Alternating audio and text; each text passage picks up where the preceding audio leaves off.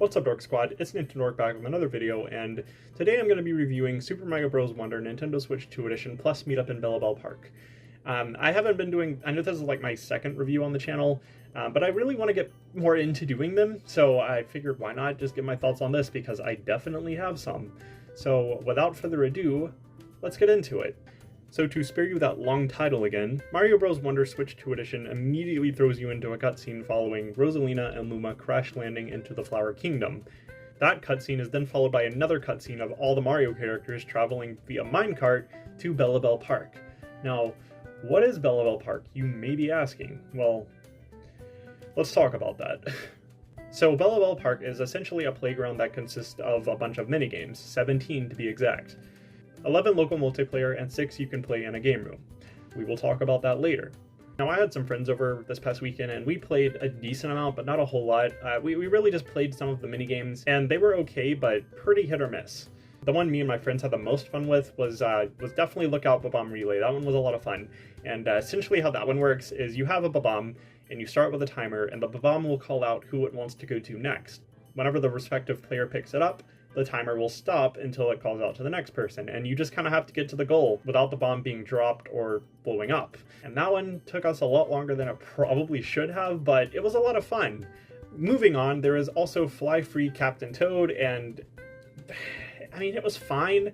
Probably my least favorite, at least to play with a bunch of people, because Captain Toad famously can't jump, so someone is controlling Captain Toad moving left to right, and then the other player controls a bird that allows Toad to jump using B. And it's okay if you're playing with just 2 people, but if you're playing with 3 people, someone has to get reduced to spectator level, and that is never fun.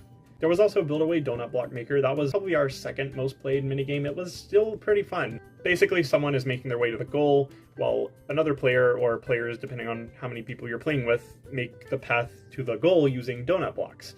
It's kind of like Mario Maker in a way, just like real-time Mario Maker, I guess. But yeah, it was pretty fun. It was also pretty chaotic, because you never really knew what would happen, but also, if you go slow enough, it wasn't the hardest challenge in the world. Coin and jump count was also a decent minigame. Each player basically just had to keep track of either how many coins they've collected or how many jumps they've done by the time they reach the goal, and if you don't get the required number, you fail. So it was incredibly frustrating at times, but when you do finally pull it off and get that exact number that you're looking for, it was pretty satisfying, I do have to admit. I think that covers pretty much all the minigames. There were also a few where you had to like compete against other players. You could do things like prop hunt or feeding baby Yoshis. We didn't play those a whole lot. We were more so just focused on the co-op challenges, and they were fun. I do wish that those challenges had like an achievement system of some sort, or like just something saying you've completed this task. And I feel like I would have enjoyed them a lot more, and it would have made it a little more worthwhile doing, but unfortunately they just didn't. Toad Brigade Training Camp did, and I really had a lot of fun with that, but I'll talk about that in a little bit. I'm getting ahead of myself. While we're still talking about Bellabel Park specifically, there was also Attraction Tour, which basically just let you play back-to-back mini-games with your friends. I only did this like one time, and it was alright, but personally, I'd rather just pick what we're gonna play next. But that does lead me into some of my negativity regarding Bellabel Park.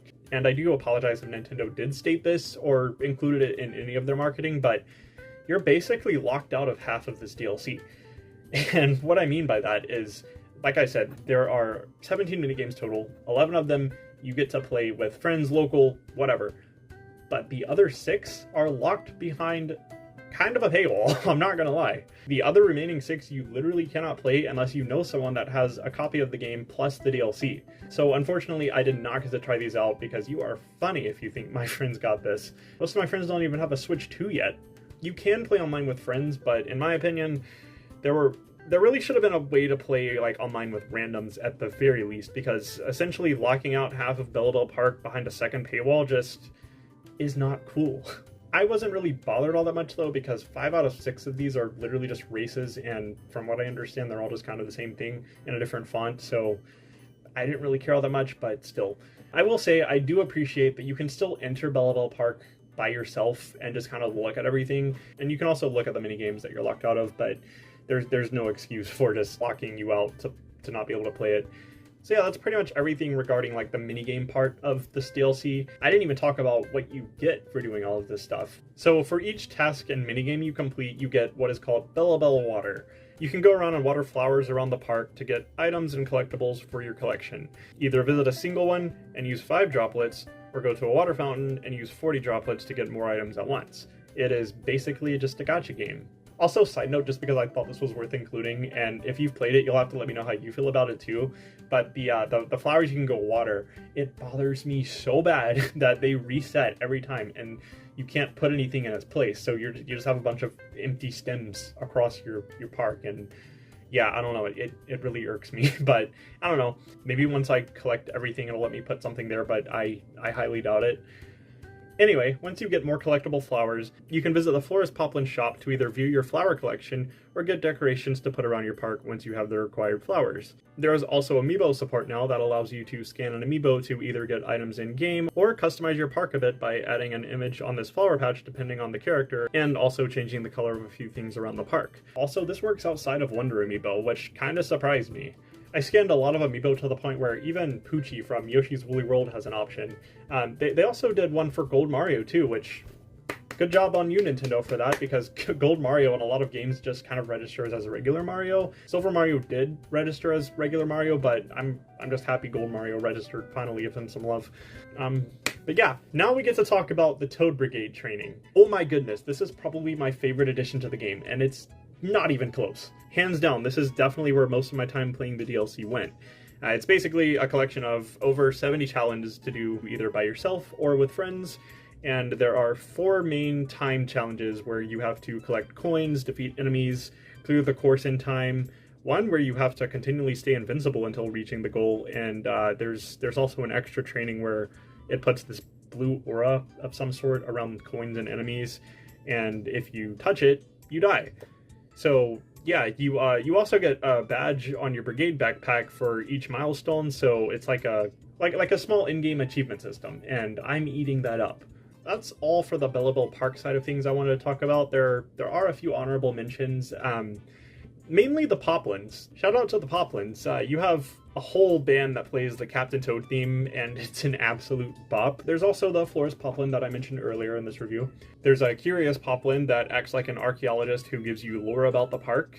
And lastly, you can follow the story of essentially Captain Toad wannabe Poplin and a collection of 30 recruit reports. These were a blast to read through, and I'm all here for it. As for the main game, it didn't really add a whole lot. At least that couldn't have been an email, in my opinion. We now have 7 additional levels that are honestly more just boss fights than anything, because, surprise, the Koopalings are back. Yep, everyone is here. Larry, Morton, Wendy, Iggy, Roy, Lemmy, and Ludwig von Koopa are all here now, and each one has a unique boss fight where they undergo a wonder transformation and you have to fight them all to get the Bellabel flowers back. There's also a flower in the park that lights a petal upon defeating each one. So yeah, besides supported 4K 60 FPS, amiibo support, and the addition of Rosalina and Luma, which, yes, they can be played in the base game now, which is cool. The only other things that were really added were you can now change the FOV to widescreen, so it definitely does fix a lot of the issue when playing with multiple people on the same screen. And there's also an assist mode, but to be honest, I don't think we really needed that. Overall, I don't hate this DLC. I did think I got scammed at first, though, I'm not gonna lie. But that was also before I realized exactly how much there was to it. Like, literally the first night that I played with my friends, we were so bored because all we did were the mini-games. We didn't realize how much else there was to do. We just swapped to Smash Bros at some point and played that for the rest of the night. But upon jumping back in, my opinion has changed quite significantly. Now, do I think it's worth it? I'll say this. I do think, outside of Animal Crossing, this is probably the best paid Switch 2 edition we have to date. It honestly does add a little bit of everything. I do wish that there were more additions to the solo player side of things, but what can you do? Bellabel Park's minigames are very comparable to the likes of Mario Party, and if you're someone who plays Mario Party for just the minigames, you probably would eat this up. And it definitely does make for a decent game night, especially if you open up the Toad Brigade training camp and play with others. But outside of that, I don't know that I'd recommend it at an asking price of $20 when the base game is right there and arguably loads more fun.